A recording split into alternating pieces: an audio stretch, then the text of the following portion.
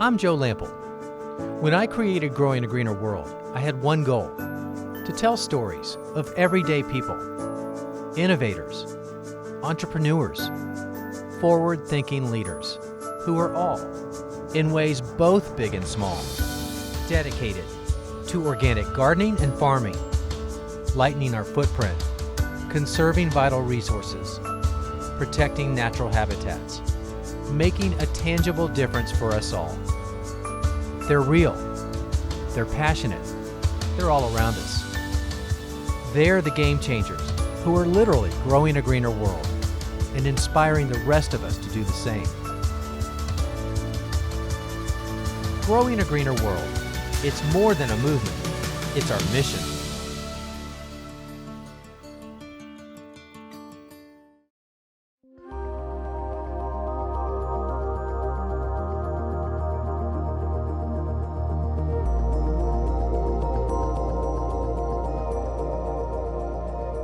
Austin, Texas, a hotbed of music and food and cool culture, this city's anything-goes attitude makes it one of the most progressively minded towns in America. A place where Keep Austin Weird isn't just the prevailing lifestyle, it's the official slogan. A place where the next big thing could be around the very next corner, whether it's an unknown rock and roll band or an environmental crusade so simple that it's actually revolutionary. We live in a throwaway culture. Statistically, each American creates about 5 pounds of waste a day. And what we don't realize is that stuff goes somewhere, right? When we are only witness to the part where it goes into the trash can and then exits our life. That banana peel we throw in the trash can and we never see or think about it again.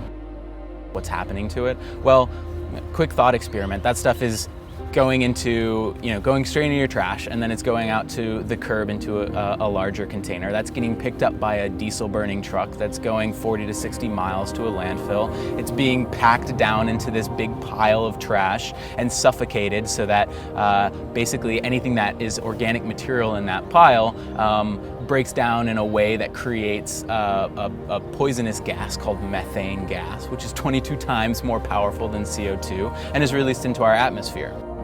So every time you throw something into the trash, you're not only contributing to that very energy-intensive process to get it to the landfill, but the end product is basically poisonous gas.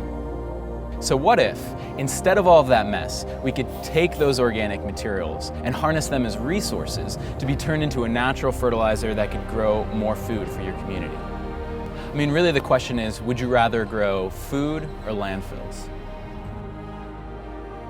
That's some pretty heady stuff for a college grad to be spending his days contemplating. But that's exactly what Dustin Fedacco found himself thinking about a lot in 2011. Coming out of college, I was doing a lot of volunteering at local farms and gardens and helped to found a gardening nonprofit called the Food is Free Project. And during that time, I realized how much urban agriculture can really change a city and impact a city. At the same time, I needed a job, and so I went to Craigslist and I found a door-to-door salesman position for a composting company. I was a hobby composter at home and thought it would be interesting to talk to people about their waste. And that experience really just allowed me to talk to thousands of people about their waste, basically, about what composting is and what it means to them. And what I found out from that experience is, even though Austin, Texas sort of bills itself as this very progressive and eco-friendly city, there's so many of our neighbors who either aren't composting or don't even know what composting is or why it's important. I mean, composting is difficult. You have to have space and time, and you got to know what you're doing. And it makes composting, home composting, unavailable to a lot of Americans. I started to realize there's this disconnect in our communities between the people who are creating this waste, which is everyone, and those of us in the community who are trying to grow food and could use some extra resources to help fertilize that effort. And so I started to ask myself, what if we could connect those dots between the people who are creating these organics and those of us in the community who are trying to grow more food? At the same time, I was spending a lot of time cycling, as my primary means of transportation, and was sort of daydreaming about this this program that connected those dots in the most sustainable way possible using bike power. Taking usable organics out of the waste stream and getting it to local food growers to turn into compost, and doing it on bikes. That was the original kernel that Dustin found himself sharing with coworkers one fateful day. We just stopped by their house after work one day, just like any other day, to have a beer and kind of decompress after work. And this idea for what became the Compost Peddlers just kind of started to tumble out, and I was talking about how we could create this sustainable model, this new model for waste management in a city. And about halfway through that, Eric kind of busted out of a nearby door, which was his bedroom door. One of my roommates was talking to his boss, Dustin, who I didn't know yet, at our kitchen table, and they were talking about how to start a compost company, make it move, make it work, and use bicycles to do it. It sounded like just the sort of thing I was looking for, and I liked the idea. I loved the idea of doing it with bicycles because it lets it be 100% green. And from there, we had to plan on how to actually make it happen. As one thing led to another, and scribbles on the back of a bar napkin turned into a business plan, I remember at one point we just kind of looked at each other and realized that we have to do this. This is something that that we both believe in, and that just could be really great.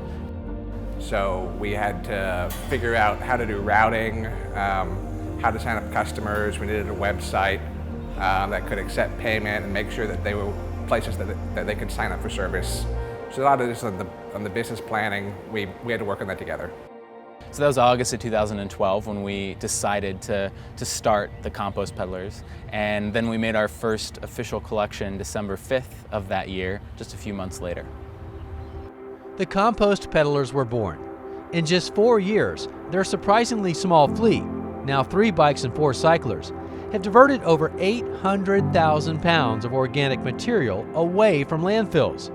That created over 200,000 pounds of rich compost and kept 125 tons of new methane emissions from being expelled into the atmosphere. And those peddlers, they've burned almost 4 million calories making the rounds through the streets of Austin and saved over 55,000 gallons of fuel by doing it on bikes instead of trucks. But in the early days, numbers like that seemed far-fetched even to Dustin and Eric, because first, they had to teach people how to compost.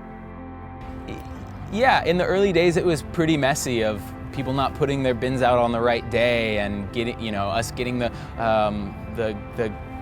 bins we collect full of material that isn't compostable, and there's this education component that we had to this hump we had to get over. At the same time, what was evident was we were composting with people who were kind of sitting and waiting for this solution. These were people who were pained by the fact that they had to throw their banana peels in the trash every day, and just really excited about this new solution, and they were excited that we were collecting it by bike. So, in those early days I was making the majority of the collections myself, and you'd walk up to the front door to collect the bin, and it would open, and the member would be excited to see their Compost Peddler, and you'd have a 5 or 10 minute conversation.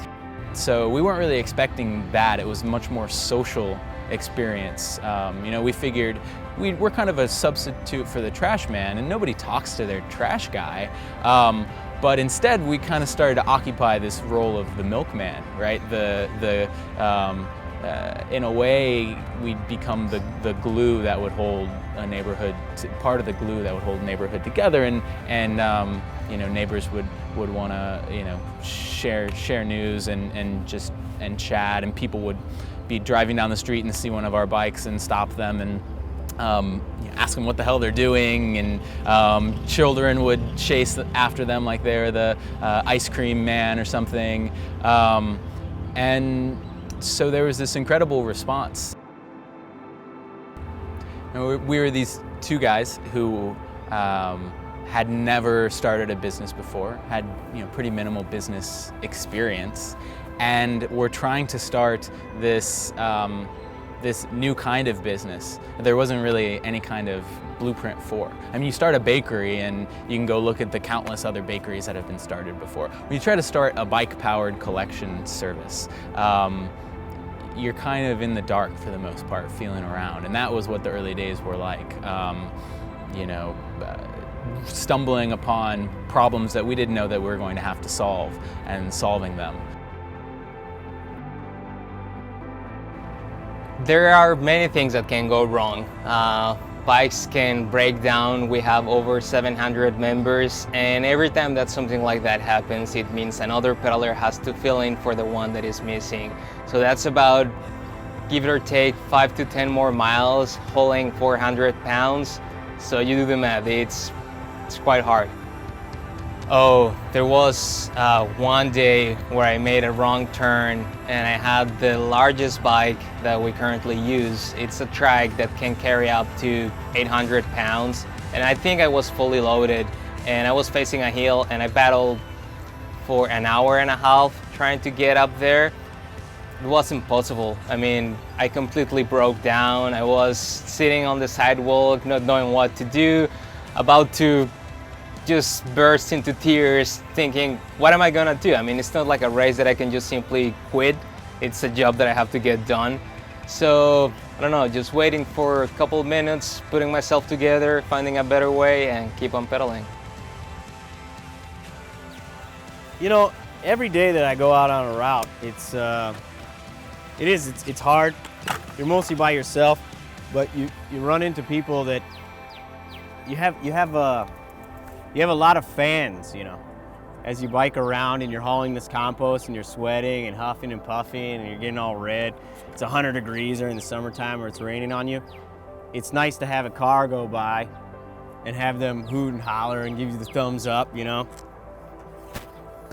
They usually yell out something like, "Go Compost," or something like that, you know, and that feels good.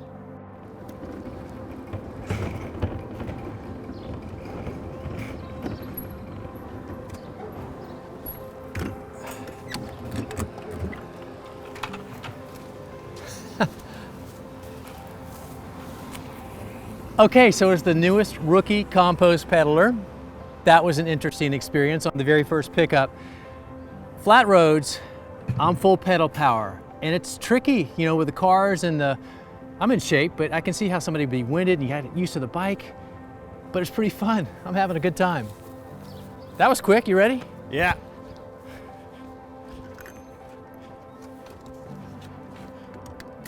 On to the next account. On to the next one.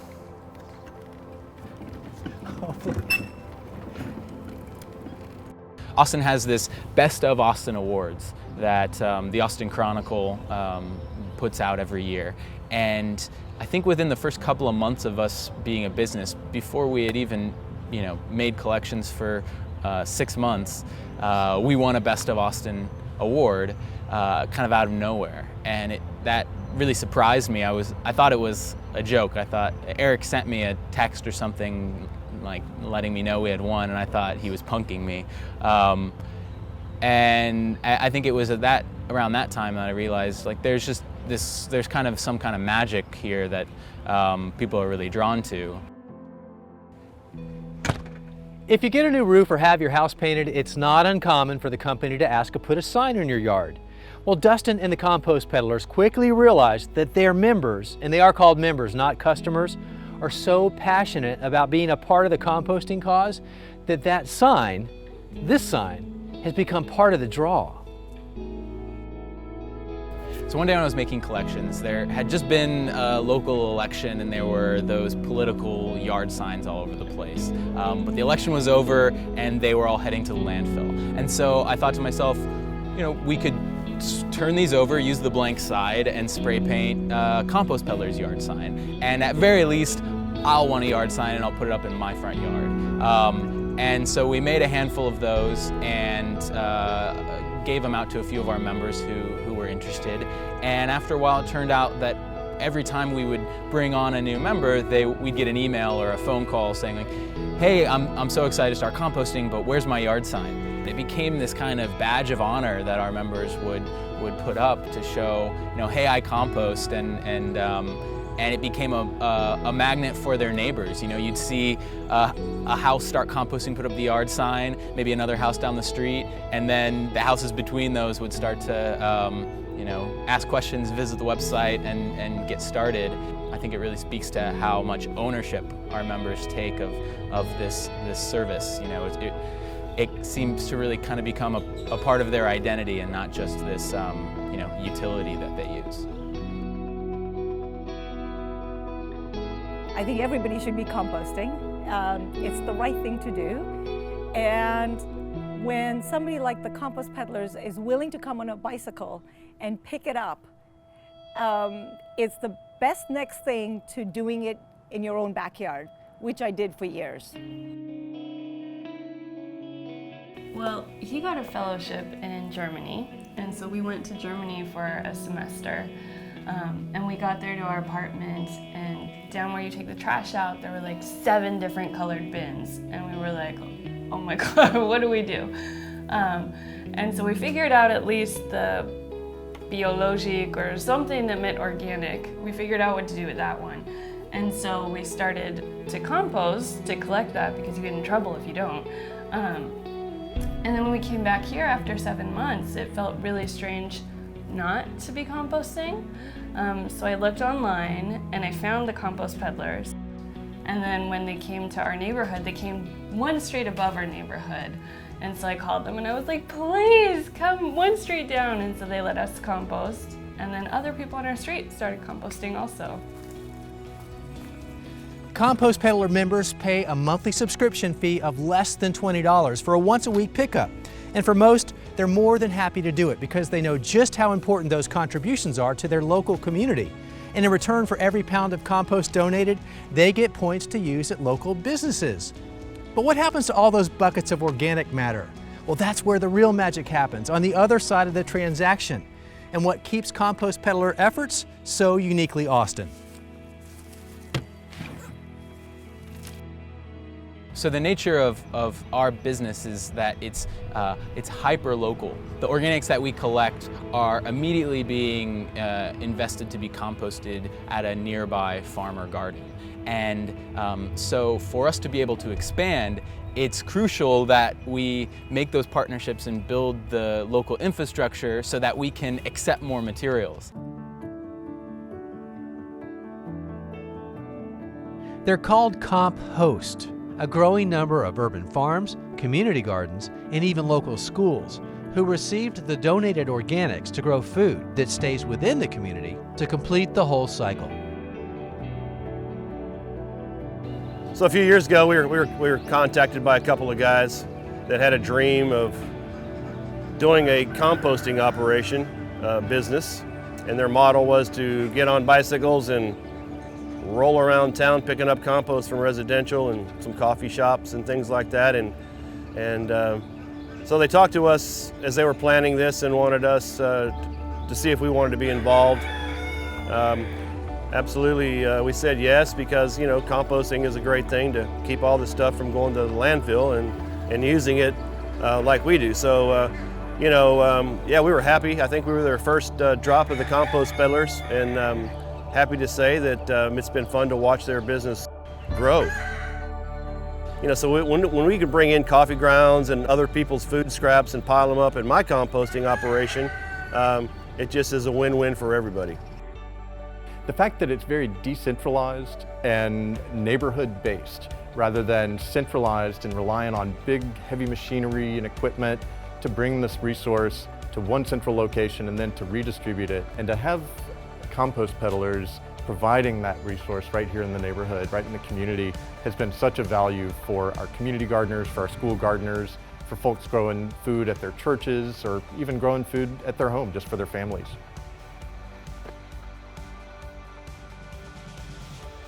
So Paul, you're the compost manager here at Festival Beach Community Garden.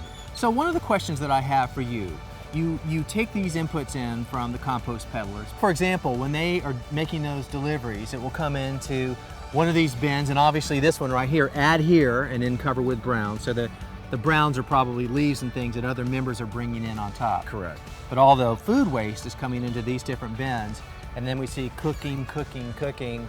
So basically these are your ovens, right? This is where it's all happening in place, and then once it's finished, someone maybe comes and moves it over? Yes, and occasionally we take temperatures of the piles, and we'll monitor how they're progressing. And if the temperature seems like it's low, we may do a turn on it. If it just progresses all through, we may not even turn it. And turning it would speed up the decomposition process. That's correct. And occasionally we'll inoculate it too by adding some microbes to it. Yeah. And then, okay. So what's your average turnaround time from raw material in to finished compost out? It's about 8 to 10 weeks. Nice. That's a little faster than the home composting model. Yeah, it is, and that's a function we monitor it. I'm not sure that home composters are monitoring as close as we do. Right. Well, keep up the good work. It looks like it's doing a good job. Well, thanks.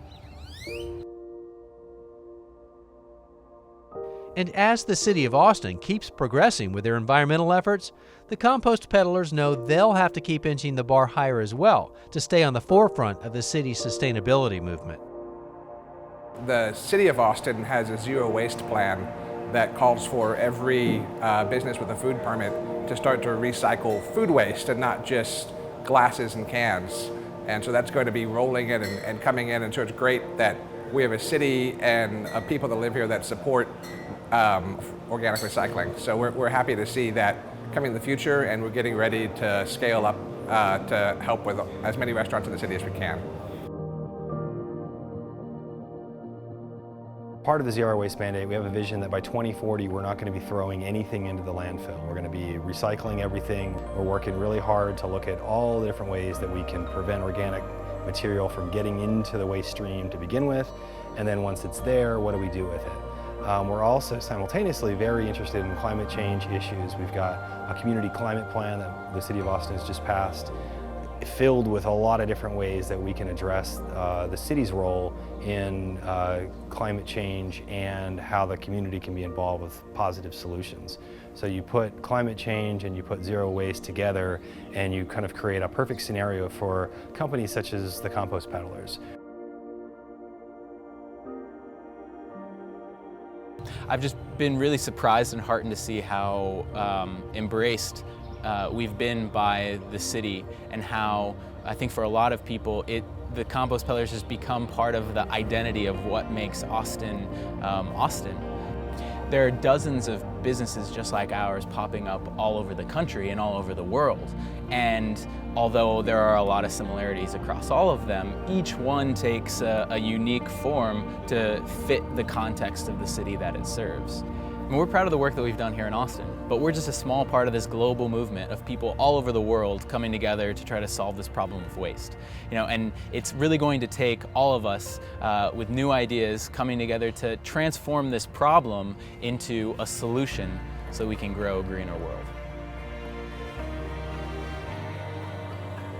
Collecting kitchen scraps and giving them to a farmer down the street, all on a bicycle? Perhaps it's the kind of idea that only originates in a town like Austin. But Dustin and Eric and their army of peddlers really are making a difference in their local community. But they're also helping the rest of us think about the possibilities locally and individually as well. Growing a greener world really can happen, even if it's just one 5-gallon bucket at a time.